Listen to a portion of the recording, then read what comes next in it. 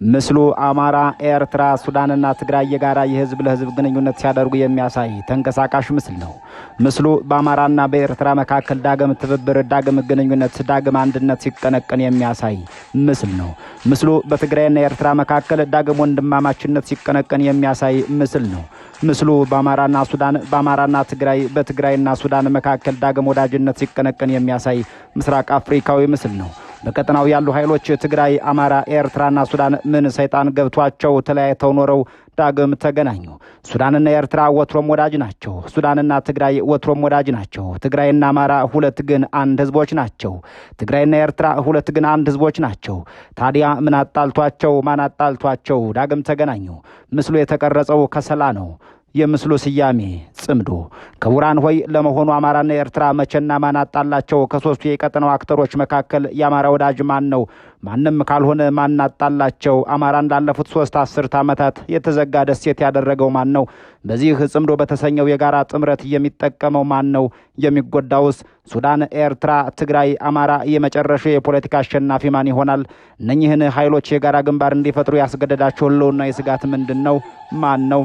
በተለይም በኤርትራና በአማራ መካከል የተጀመረው ግንኙነት ፖለቲካዊና ወታደራዊ መርሆቹ ምን ናቸው?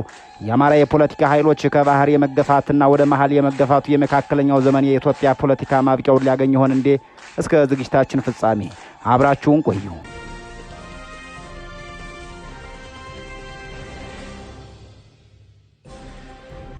የአማራ ነገስታት ጥንት በጠላቶቻቸው መበራከት ወይም ከእውቀት ማነስ የተነሳ የስልጣኔ መሰረት የነበረውን የባህር ንግድ እየሸሹ በዚያም ወደ አክሱም፣ በመሃል ወደ ይሃና ሮሃ፣ ወዲያም ወደ ጎንደር፣ ወዲህ ወደ ሸዋ ሲያፈገፍጉ ኖረዋል። በመጨረሻም ኢትዮጵያ ዛሬ የባህር በር አልባ ሀገር ናት። የኢትዮጵያ በተለይም የአማራ የክርስትናው መንግስት የፖለቲካና የስልጣኔ ማዕከል ከቀይ ባህር ጠረፍ ርቆ ወደ መሃል ሀገር ከአክሱም ወደ ሮሃ ላሊበላ፣ ከዚያም ወደ ሸዋ ዳግም ወደ ጎንደር፣ በመጨረሻም ተመልሶ ወደ ሸዋ ያደረገውን ታሪካዊ ማፈግፈግ የምዕራባውያን የታሪክ ምሁራን በሰፊው ተንትነውታል። በርካቶች ታሪካዊ ክሽፈት ወይም ሂስቶሪካል ፌለር ብለው የሚገልጹትን ይህንን ክስተት የውጭ ምሁራኑ ከባህር ኃይልነት ወደ ተራራማና የግብርና ማህበረሰብነት የተቀየረበትን የመነጠልና የህልውና ትግል ወይም ኢዞሌሽን ኤንድ ሰርቫይቫል በማለት የሚገልጹት ነው። እንግሊዛዊው ታዋቂ የታሪክ ምሁር ኤድዋርድ ጊቦን እንደ አውሮፓውያን ዘመን አቆጣጠር በ1776 ዓመተ ምህረት ባሳተመው ዘ ዲክላይን ኤንድ ፌል ኦፍ ዘ ሮማን ኢምፓየር በተሰኘው ታላቅ መጽሐፉ ላይ ስለ ኢትዮጵያ መነጠል ሲጽፍ እንዲህ ብሎ ነበር። በጠላቶቻቸው መስፋፋት ከያቅጣጫው የተከበቡት ኢትዮጵያውያን ዓለምን ረስተው በዓለምም ተረስተው ለ1000 ዓመታት ያህል ተኙ። ጊቦን ይህን ያለው የአክሱም ስልጣኔ የዓለም አቀፍ ንግድን መናኸሪያ የነበረውን ቀይ ባህርን ትቶ ወደ ተራራማው የሀገሪቷ ክፍል በመሸሹ ነው። ጂ ስፔንሰር ትሪሚንግሃም ኢስላም ኢን ኢትዮጵያ በተሰኘው መጽሐፉ ይህንን ሐሳብ ያጠናክረዋል። እንደ ትሪሚንግሃም ትንታኔ በአረቢያ ባህረ ሰላጤ የእስልምና መነሳትና የቀይ ባህርን መቆጣጠር የአክሱምን መንግስት የባህር ላይ እውቀትና የንግድ መስመር አሽመድምዶታል። በዚህም የተነሳ ነገስታቱ ጠላትን በባህር ላይ የመመከት እውቀትም ሆነ አቅም ስላጠራቸው ወይም ከእውቀት ማነስ የተነሳ የባህር ጠረፉን ትተው ወደ አጋዚ፣ ትግራይና ላስታ ወይም ሮሃ ተራሮች ለማፈግፈግ ተገደዱ። ፖል ፒ ሄንዝ ላየርስ ኦፍ ታይም ሂስትሪ ኦፍ ኢትዮጵያ በተሰኘው መጽሐፉ የኢትዮጵያ ማዕከል ወደ ደቡብ ወደ ላስታ፣ ሩሃና ሸዋ የሸሸው በሰሜን ከበጃ ጎሳዎችና ከቀይ ባህር አረቦች በበዛው ጫና መሆኑን ይተነትናል። አክሱም ከወደቀች በኋላ የዛጉዌ ስርወ መንግስት በሮሃ ወይም ላሊበላ ተመስርቶ ከባህር ርቆ ካለም ተነጥሎ የራሱን ሃይማኖታዊ ስልጣኔ ውቅር አብያተ ክርስቲያናትን ገንብቷል። ይሁን እንጂ ስልጣኔው ከባህር የራቀ በመሆኑ ዓለም አቀፍ የቴክኖሎጂ ሽግግር እንዲያገኝ አድርጎታል። ሄንዝ እንደሚያብራራው የሰለሞናዊ ስርወ መንግስት የአማራ ነገስታት በ13ኛው መቶ ክፍለ ዘመን ስልጣን ሲይዙ ማዕከላቸውን ይበልጥ ወደ ደቡብ ወይም ወደ ሸዋ፣ ተጉለትና ደብረ ብርሃን አደረጉ። ይህ ማፈግፈግ ስትራቴጂካዊ ይምሰል እንጂ ከዓለም አቀፉ የውሃ ላይ ስልጣኔ ርቆ በግብርናና በመሬት ላይ ብቻ የተመሰረተ ዝግ ማህበረሰብ ፈጥሯል። እስራኤላዊ ብሪታንያዊ ምሁር ሞርዴካይ አቢር ኢትዮጵያ ኤንድ ዘ ሪድ ሲ በተሰኘው ምርምሩ በ16ኛው መቶ ክፍለ ዘመን የነበረው የፖለቲካ ክሽፈት ሀገሪቱን እንዴት እንዳኮራመታት በስፋት አሳይቷል። በወቅቱ የቱርክ ኦቶማን ኢምፓየር ቀይ ባህርን ሙሉ በሙሉ ለመቆጣጠር ለምስራቅ አዳል ጦረኞች የዘመናዊ መሳሪያ የነፍጥ ድጋፍ ሲያደርግ፣ የክርስትናው መንግስት ግን ከባህር በር በመራቁና የቴክኖሎጂ ወይም የጦር መሳሪያ እውቀት ባለማግኘቱ አደጋ ላይ ወደቀ። በአህመድ ግራኝ ወረራና በኦሮሞ ማህበረሰብ መስፋፋት ምክንያት የሸዋ ማዕከል ፈረሰ። በዚህ ጊዜ ነገስታቱ የተራራማውንና ለመከላከል ምቹ የሆነውን የጣና ሐይቅ ዙሪያ በመምረጥ ማዕከላቸውን ወደ ጎንደር አደረጉ። ታዋቂው የታሪክ ምሁር ሪቻርድ ፓንክረስ ዘ ኢትዮጵያንስ ሂስትሪ በተሰኘው መጽሐፉ ላይ የጎንደር መመስረት የውጭ ጠላትን በመፍራትና ደህንነትን በመፈለግ የተደረገ የመጨረሻው መሸሸጊያ ምሽግ አድርጎ የሚገልጸው ነው። ጎንደር ድንቅ ግንቦች ቢኖሯትም ነገስታቱ ባህርን ፈጽሞ የረሱባት የሀገሪቱ የባህር በር ምጽዋ በባዕዳን እጅ የወደቀበትና ከዓለም ስልጣኔ የተራቆተበት ዘመን ነበር። ዶናልድ ክረመይ ላንዲየን ሶሳይቲ ኢን ዘ ክርስቲያን ኪንግደም ኦፍ ኢትዮጵያ በተሰኘው መጽሐፉ እንደሚያስረዳው ነገስታቱ ከባህር ርቀው መሃል ሀገር ላይ ሲያተኩሩ መላው የኢኮኖሚና የስልጣኔ መሰረታቸው መሬት ብቻ ሆነ። የባህር ንግድ እውቀት ጠፋ። ከሌሎች ሀገራት ጋር ይደረግ የነበረው የዲፕሎማሲና የቴክኖሎጂ ልውውጥም እየቀነሰ መጣ። በውስጥ መሳፍንቶች መካከል መሬትን መሰረት ያደረገ የእርስ በርስ ጦርነት ወይም ዘመነ መሳፍንት ተስፋፋ። እንደተባለውም ነጭ የታሪክ ምሁራን ይህንን ከባህር የመሸሽ ታሪክ መነጠል ብሎ ይጠሩታል። ከአክሱም፣ ሮሃ፣ ሸዋ፣ ጎንደር የተደረገው የዘመናት ጉዞ የኢትዮጵያ ነገስታት ከውጭ ዓለም የቴክኖሎጂ እድገት በተለይም የባህር ላይ ንግድና ዘመናዊ የጦር መሳሪያ እውቀት ጋር እኩል መራመድ ሲያቅታቸውና የውጭ ጠላቶቻቸው ሲበረክቱባቸው የራሳቸውን ህልውናና እምነት ለማዳን ሲሉ ወደ መሀል ሀገርና ወደ ተራራ ያደረጉት ማፈግፈግ ታሪክ ነው። ይህ ሂደት በምዕራባዊው እይታ ኢትዮጵያ ከዓለም አቀፉ ስልጣኔ እንድትርቅ ያደረገ ታሪካዊ ክሽፈት ተደርጎ ይወሰዳል። ወዲህ በፍርሃት ወዲያ በጫና ሲንገዳገድ ከርሞ 19ኛው መቶ ክፍለ ዘመን አጋማሽ ላይ የደረሰው ያ የንጉሳዊ ስርዓት ከወደቀ በኋላ ከ1966 ዓመተ ምህረት የደርግ አብዮት በተለይም ደግሞ ከ1983 ዓመተ ምህረት የኢህአዴግ አገዛዝ ጀምሮ የቀድሞው ስርዓት አራማጅና ተጠቃሚ ነው በሚል የተሳሳተ ትርክት በአማራው ህዝብ ላይ የደረሰውን ሁለንተናዊ የፖለቲካ፣ የኢኮኖሚ፣ የስነ ልቦናና አካላዊ በደል ቀላል የሚባል አልነበረም። አሁንም ድረስ በመፈጸም ላይ የሚገኘው ያን በደል ምዕራባውያን የፖለቲካ ሳይንስ ምሁራን፣ የታሪክ ተመራማሪዎችና የሰብአዊ መብት ተቋማት በጥናቶቻቸው በስፋት መዝግበውታል። የአማራን ህዝብ ለጥቃት ያጋለጠ ዋነኛ መሰረት ከ1950ዎቹ መጨረሻ ጀምሮ የተፈጠረው የግራ ዘመም ወይም ማርክሲስት ተማሪዎች ንቅናቄ ጽንሰ ሀሳብ ነው። ታዋቂው አሜሪካዊ የታሪክ ምሁር ዶናልድ ዶንሃም ማርክሲስት ሞደርን አን ኢትኖግራፊክ ሂስትሪ ኦፍ ዘ ኢትዮጵያን ሪቮሉሽን በተሰኘው መጽሐፉ የኢትዮጵያ ግራ ዘመም ፖለቲከኞች ሀገሪቱን ታሪካዊ ችግሮች ሁሉ የመደብ ጭቆናን ጨምሮ ወደ የብሔር ጭቆና እንደቀየሩት ይተነትናል። በዚህ ትርክት የንጉሳዊ ስርዓት ማዕከላዊ ቋንቋ አማርኛ በመሆኑና ነገስታቱ ከዚህ ማህበረሰብ የወጡ በመሆናቸው ብቻ መላው የአማራ ህዝብ ጨቋኝ፣ ነፍጠኛና ገዥ መደብ ተብሎ ተፈረጀ። ዶንሃምና ሌሎች ምሁራን እንደሚያስረዱት ይህ ፍረጃ እጅግ የተሳሳተ ነበር። ምክንያቱም በሚሊዮን የሚቆጠረው የአማራ ገበሬ በራሱ በንጉሳዊ የፊውዳል ስርዓት እጅግ የተበዘበዘ ጫማ የሌለውና በድህነት የሚማቅቅ ነበር እንጂ የስርዓቱ ልዩ ተጠቃሚ አልነበረም። ሆኖም የፖለቲካው ትርክት ይህንን ሀቅ ወደ ጎን በመተው ህዝቡን የጥቃት ኢላማ አደረገው። እንደ አውሮፓውያን ዘመን አቆጣጠር በ1991 ዓመተ ምህረት ኢህአዴግ ስልጣን ሲይዝ ይህ ጸረ አማራ ትርክት የመንግስት ፖሊሲና የህገ መንግስት መሰረት ሆኖ ተቀረጸ። እንግሊዛዊው የፖለቲካ ሳይንስ ምሁር ክሪስቶፈር ክላፕሃም ሆርን ኦፍ አፍሪካ ስቴት ፎርሜሽን ኤንድ ዲሴይ በተሰኘው ጥናቱ ህወሓት ኢህአዴግ የገነባው የጎሳ ፌዴራሊዝም ስርዓት ዋና ኢላማው የድሮ ማዕከላዊ መንግስት ጠባቂ ነው ተብሎ የሚታሰበውን አማራውን ማዳከም እንደነበር ያብራራል።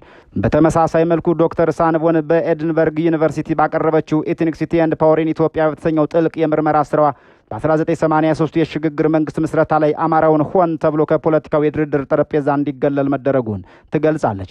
ሀገሪቱን በቋንቋና በጎሳ ሲካለል ከሌሎች ብሔሮች በተለየ መልኩ አማራው የፖለቲካ ውክልና እንዳይኖረው መሬቶቹ እንደ ወልቃይትና ራያ ያሉ በሌሎች ክልሎች ስር እንዲካተቱ ተደረገ።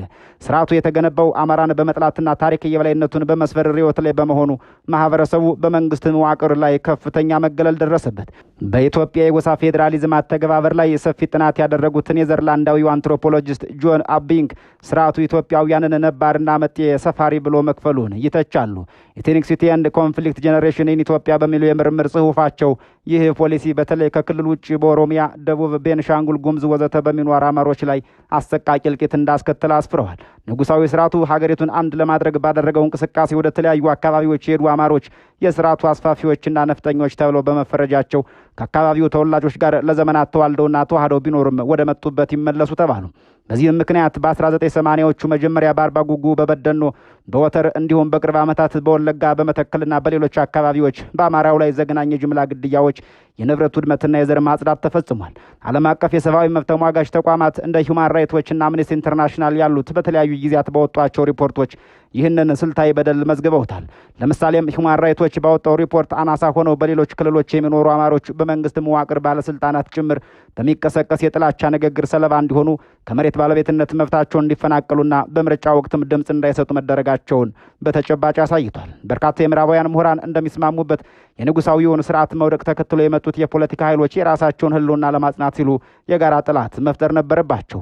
ለእነዚህም ሲሉ የንጉሳዊውን ስርዓት ታሪካዊ ስህተቶችና ጭቆናዎች በሙሉ ከአንድ ብሔር ወይም ከአማራ ማንነት ጋር አቆራኙት። ታዋቂው ምሁር ጆን ማርካኪስ ኢትዮጵያ ዘ ላስት ፍሮንቲየርስ በተሰኘው መጽሐፉ እንዳስቀመጠው ይህ ፍረጃ በሚሊዮን የሚቆጠረውንና ከፖለቲካው ሩቅ የነበረውን ምስኪን የአማራ ገበሬ ታሪካዊ ጭቆና ካሳ ከፋይና የፖለቲካ በቀል ሰለባ አድርጎታል።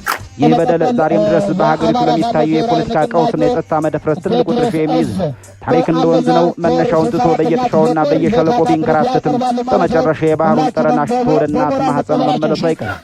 እንደተባለው ነው አማራ በተለይም የክርስትናው መንግስት የፖለቲካ ማዕከል በውጭ ጫናና በዘመኑ የነበረው የባህር ላይ እውቀት ውስንነት ምክንያት ከቀይ ባህር ዳርቻ ሸሽቶ ወደ ተራራማው የሀገሪቱ ክፍል ላስታ፣ ጎንደር፣ ሸዋ ፈግፍጎ ቆይቷል።